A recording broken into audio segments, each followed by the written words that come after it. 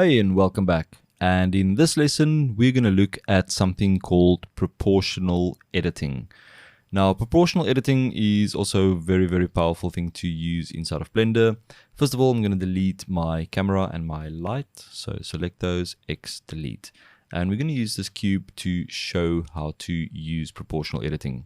So first of all, I want to increase the amount of geometry or the faces that we have on this cube. So with this cube selected, I'm simply going to right click on it and I'm going to go to, we need to go into edit mode first. So select your cube, tab for edit mode.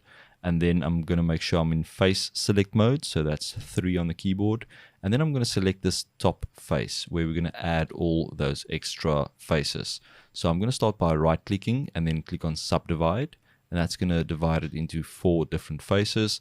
And with all those 4 faces selected, I'm going to right click again, subdivide, right click again, subdivide, right click again, subdivide, until we have quite a few faces on this one face. So now we can go and we can click on one of these faces, and let's say I want to move that face around. So I'm going to press G on the keyboard and I can now grab that one face and I can move it around. I can press Z on the keyboard to just move it in the Z axis, and you can see we can do some things, and you can maybe move that there, and you can maybe move this one slightly more, maybe move this one slightly more to create something like that. But that is very tricky to create some nice organic shapes using this method. So I'm going to undo this, Control Z, Control Z, Control Z, until we are back to a flat face like this. And there's a way to use proportional editing that will change the way you will try and model any shape that's kind of organic. So let me show you what I mean. So right here at the top, you've got this little circle. So this is just next to this pivot area, and you've got your snapping. And then next to that, you've got this little circle with a dot in the middle of that circle. And that is proportional editing. So the shortcut key is O. So you can just press O on your keyboard and you'll see that it's going to activate. And then if you press O again, it's going to disable it. Or you can just click this little circle and that's going to activate it as well. So now if I click on one of these faces and I hit G on the keyboard, you will see this circle.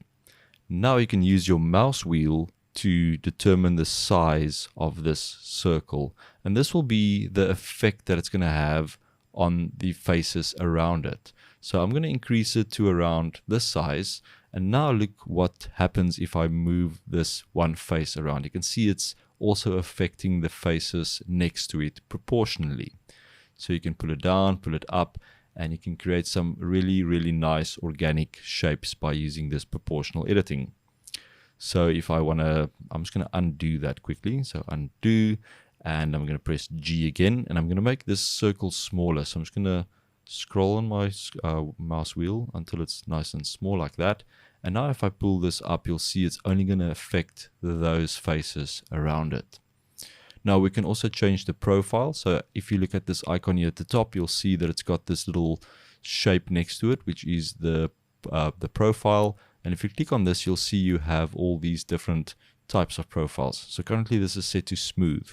So we can do something maybe like sharp. So if we set it to sharp, press G on the keyboard, I'm just going to increase this size a little bit. And now you can see if I press Z to only move it in the Z axis, you can see it's a bit more like a sharper looking profile. So I'm going to undo that again, and we're going to change this to maybe something called like random. So now G and Z, now you can see it's creating this nice random effect.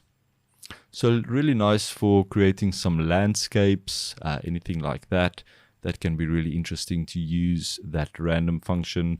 Let's see what else there is. We also have linear. So if we press G and then Z, and that will just create a very linear, almost like a triangle.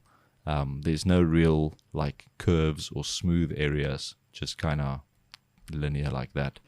So as you can see, this is also a very, very powerful way to create some interesting shapes or interesting organic shapes when doing modeling inside of Blender. So play around with that. Use the shortcut key O to disable and enable proportional editing. And yeah, just play around with it and see what you can create. I will see you in the next lesson.